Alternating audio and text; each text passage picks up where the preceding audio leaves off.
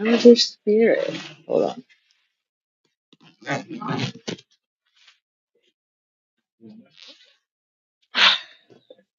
It looked funny to me having this lump this close to the camera, right? Let me check my microphone.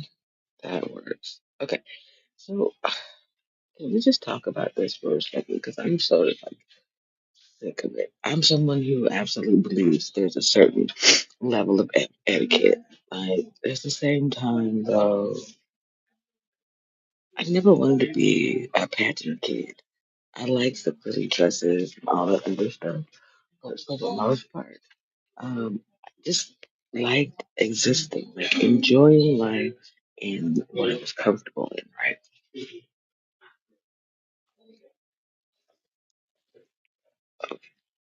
So, as someone who, excuse me, ugh, okay, as someone who, wants to lead, not that I don't already, there's more to the point to this. I'm sick of this whole you gotta protect a woman's honor and she ain't gotta do nothing but be frilly and pretty and, matronly. But please, please, please.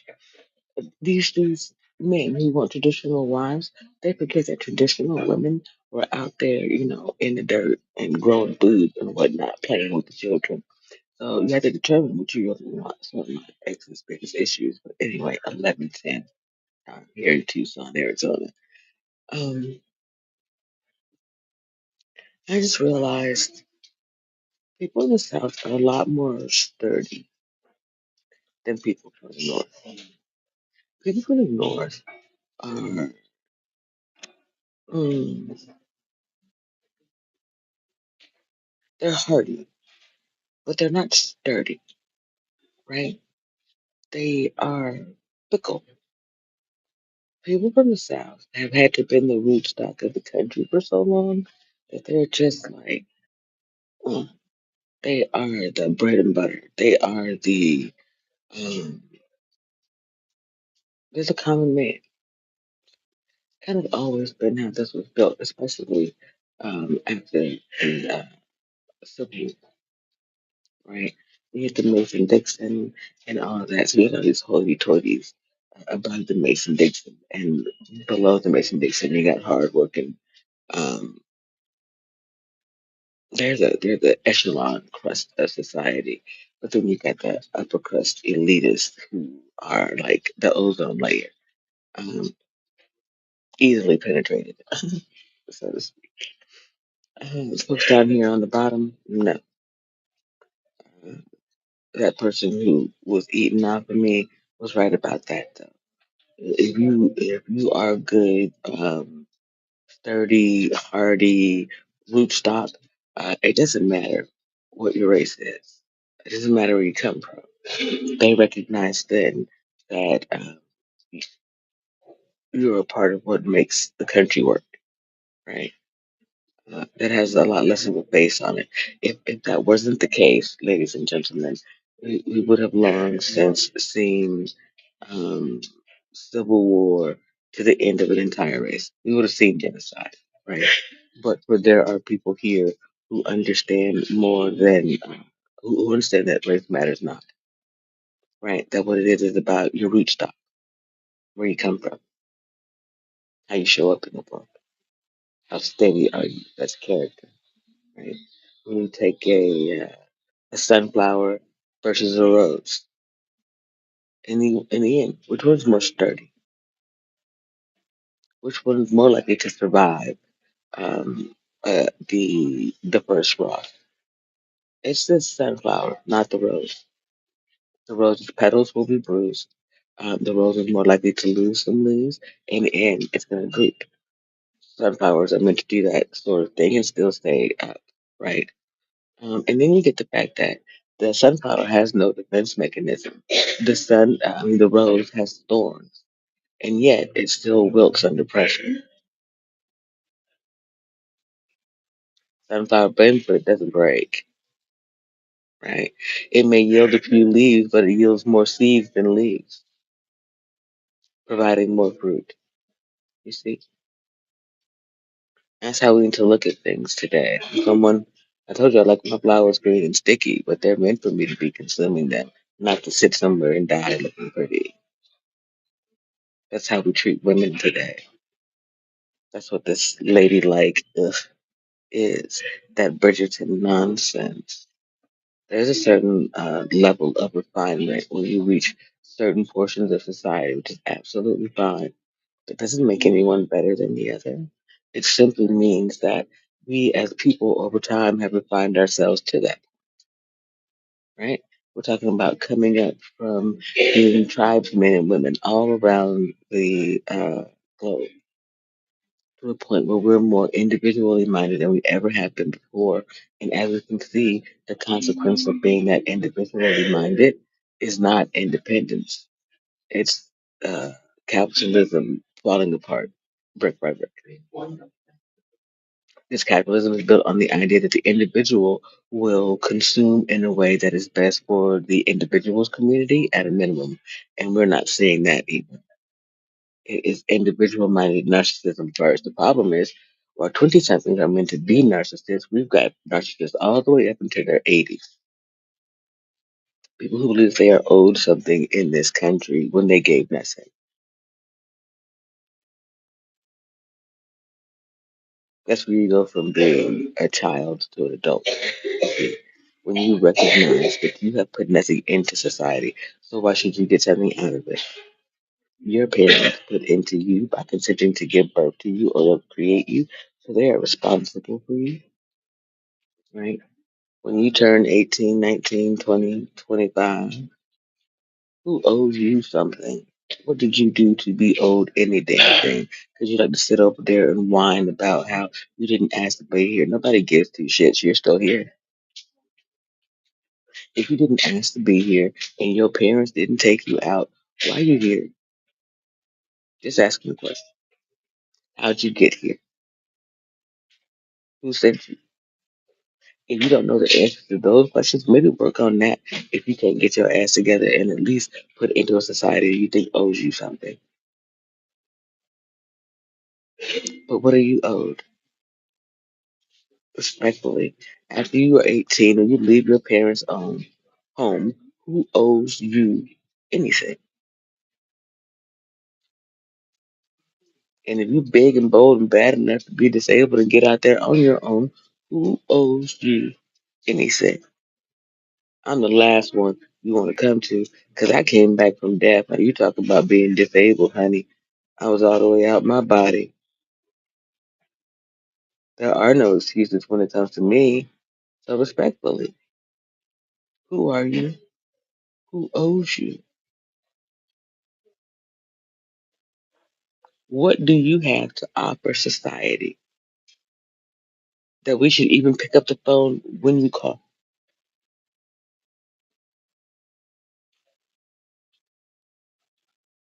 See why I don't speak to a lot of people most of the time? Well, I stay to myself and mind my business. People get mad when I say things like this. But the truth is, I don't owe you protecting your honor when you don't look after your own self. So if you want to walk around in society bucket ass naked because you don't want to be a lady, okay. I don't want to be a lady either. But I'm going to keep my clothes on, okay? When men give me that look of, I could eat you alive, so, and who says I can't eat you too, right? And when other women get upset because they don't get that look at all, poor thing, here, come hang out with me. I'll teach you how it's done. You see, it's that easy. I once said that I would write a book on what it is to be a good side chick from a good wife, obviously.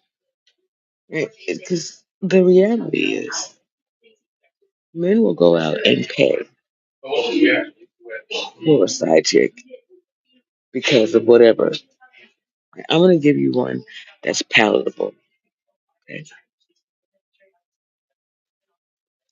You've been given a diagnosis where you cannot be close to your partner for the next few years. How do you deal with your emotional currency? If not by seeking out some type of assistance, you'll pay a therapist, you'll pay this, you'll pay that, you'll pay that. How do we encourage men and women in that situation to be open to hearing the partner conversate about other options? Because once you talk through it, the partner's going to really recognize they don't want the other options. They just don't recognize that you understand what they're going through in the midst of your own issue. And they don't want to bring that burden to you. So it's pretty much the reason why when I was diagnosed with cancer, I just left my family behind. I knew, energetically speaking, emotionally speaking, I needed to be as positive as possible about my survival rate, especially considering the having had gastric bypass surgery. Hey, look, there's someone watching. Hi. Anyway, I say all of that to say, once I considered that going it alone was going to be difficult enough, I just knew I needed to be positive about it, to focus on healing myself, um, being a friend to me more than anybody else, which is how I came to understand that friendship isn't about any of the things that we thought. And, Mr. Rogers asked us to be neighbors. He didn't ask us to be friends. Every time I hear the word friend, it makes me, ooh, it's friend means let me be mean to you. Let me gaslight, let me bully you and forgive me. And then let me play with you again. Friend means I'm gonna take my ball home today. I'm never gonna bring it back again. But I'm gonna come back and expect you to let me play with all of your toys. And forget that I never bring my ball back. That's insanity, right? And we've been raising our children to think that for so long. I told my children, just because you meet someone and you share an interest, that does not make you friends. That makes you acquaintances, right? When you can come together and go out and seek that interest often, that makes you allies. When you want to promote that to a place where other people can experience it, that makes you an advocate for it. And after advocacy becomes an expert. And then you move on in your expertise level so that you can educate others to this thing that just you and somebody else enjoy. That's a relationship. That's otherwise friendship, yet has nothing to do with the emotional stuff. Even though you both find emotional value in the thing. For instance, cannabis, right? The legalization of it. Not everyone believes in legalization at the federal level or around the globe. Yet we all believe in a particular need, those who are advocating for it, built on our personal experiences more than likely. Mine was watching my mother pass away from cancer in 1996. And even if it didn't save her life, it would have made it easier to exist. Less vomiting, less of the other stuff, right? So for me, I use plenty of cannabis wherever it is that I need to. And I encourage other people to. Like to destigmatize these things, especially those things that are natural, normal, and used to exist long ago in society. When we didn't have all this ladylike nonsense. And we were people coexisting. Right? Before Adam and Eve knew that they were naked in the Garden of Eden.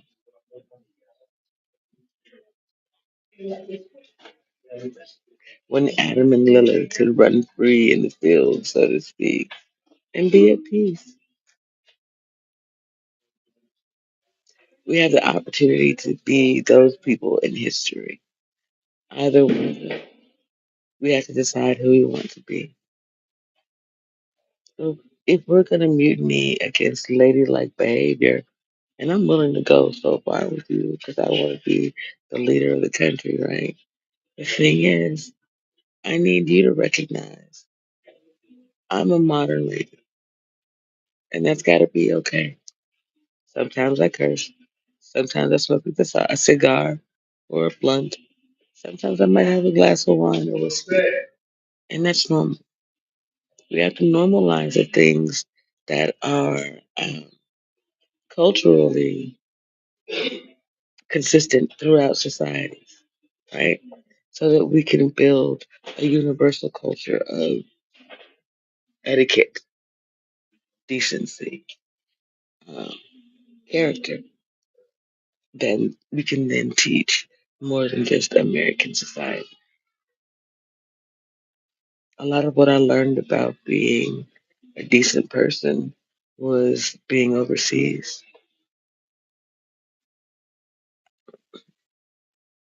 People teach you some things in the worst possible ways, but the message sticks.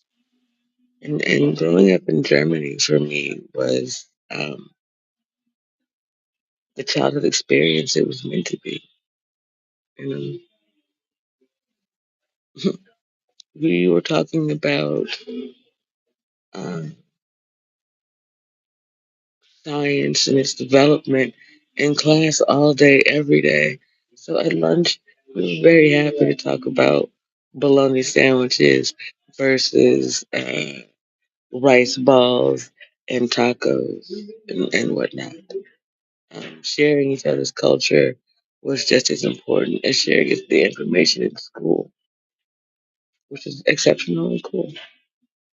Um, and to be able to provide that later on for my children by way of childcare experiences and their cohort, and then to work in high schools and universities um, of different varieties. You know,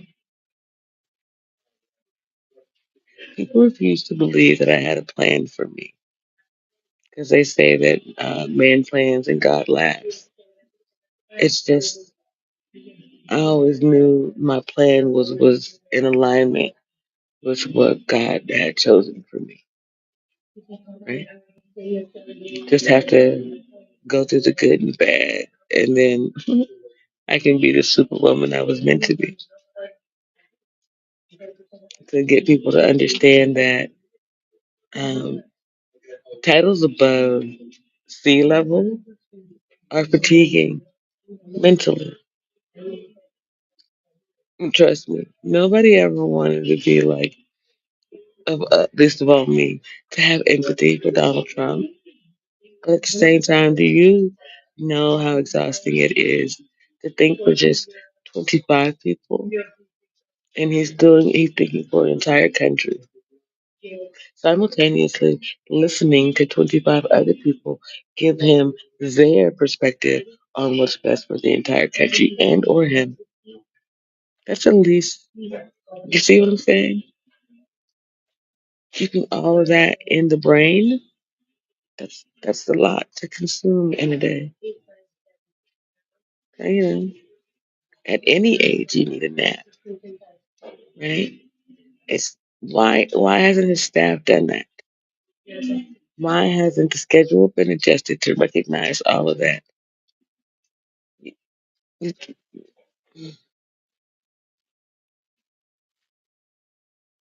I want to say that Joe Biden did a good job of doing that for uh, Joe, right?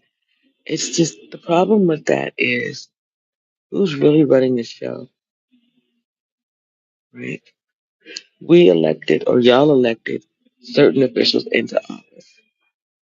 And if they're not personally having their day organized to meet their needs, then someone else is in control of their time, and whomever is in control of your time is in control of your mind. So the Question becomes, who's in control of the president? And if our president can be compromised, why is he still in the office at this time? I think that's the most empathetic way of looking at it and being honest. Not his political values, none of that. If it is causing this much fatigue and no one else is supporting him in rescheduling his life, then someone else is in control of his life. And that's not okay. Not even if it's the Secret Service, because he should be able to come and go freely, except, there are those criminal charges. But that's the case. We should tell the people. That's called transparency, informed consent. Even if you have a convicted felon in the office, if you don't know that he's on house arrest, I don't think that you technically inform the people appropriately. You ask me. I'm not an attorney, but y'all can run that up the flagpole and see if it floats. Because it's going to put the Secret Service in a hinky position. Because, again, who's in control of the president? Who's in control of the nuclear codes and our armament at this time? Anybody? Anybody? 25th Amendment is a good one. You need to remove J.D. Vance from office too, though. You got to take everybody. Um, I don't believe in that whole designated survivor scenario, unless like a real attack happens. We're not gonna be out here doing none of that. I really believe that the president has made enough statements aloud. I watched where he said that people were putting words into his mouth. Mr. President, that's not a good look at all. 22 o'clock. By the way, that's not okay. That literally says you are not in control of yourself, and we're going to need to ask you to leave office, sir.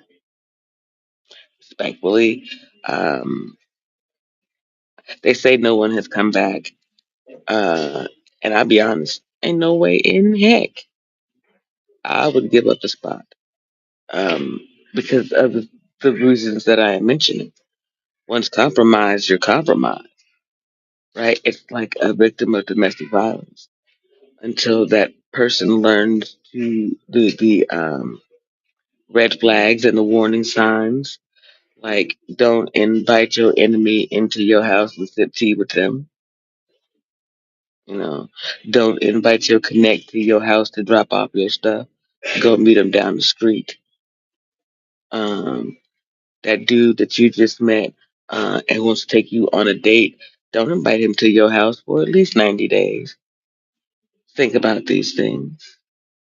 Imagine having me as a single woman running for president, experiencing all of this, and you getting an opportunity to witness how to move appropriately in polite society while being a modern lady rather than ladylike.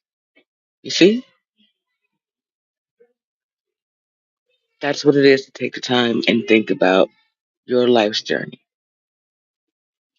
At 16, I knew I wanted to be a younger mother because my mother was younger and she was able to keep up with me, right? So I had my children early. I've been keeping a beat with them ever since, which means I've been able to keep up with technology, the advancements in the world around me, and so on and so forth, keeping me from being left behind in time where our current president otherwise has not. And that's due to not really understanding modern technology and how to communicate in a way that is beneficial to the office you're holding. I'm a business owner in my own right, and I'm fighting to legalize cannabis, which is why when people attempted to villainize me and say that I was selling illegally cannabis on the street, I came forward and fought back. That's my business. I can take personal attacks, but when you attack my business and my business name and my personal name, it's very difficult to come back from that, right? And no one should have to. Innocent until proven guilty. I've been fighting for my cousin's rights that were violated in 2018, the rights of those who came before him since I was 16. So this isn't new to me. I grew here. It's simply time that the world is seeing who I was really meant to be. Martin Luther King wasn't born in a day, even if he were a plant. You see, me, I went about it organically. I didn't need a divine nine. I didn't need a religious leader. I didn't need an overseer or a intercessor. All I needed was to understand this country, the laws of man and God, and how to communicate that clearly. If we put God before country on our dollar, our constitution, and the clothing that we wear, honey, you cannot hold me to man's law when I tell you that I am not a Christian and I live in a country that's persecuting me because of it. And that's me standing on business, doing God's work. Because God says, come as you are. He did not stay there. But if you come to God as a Christian, where do you think you need to go? If not on the journey to understand and know God closely, not me and my business. If I'm a messenger for the Most High God does not mean you get to go looking all around in my livelihood. You didn't try to figure out what the hell Jesus was doing for 33 years. You tried to protect his life. But me, you want to be all up in my business and my vagina. Why? Fear of a black planet? Fear of a black woman leader? My headphones are dying. I think that might be a sign. Keep spirit up. I'll see you in the streams. To whomever you are, thanks for watching. Please leave a comment. Peace.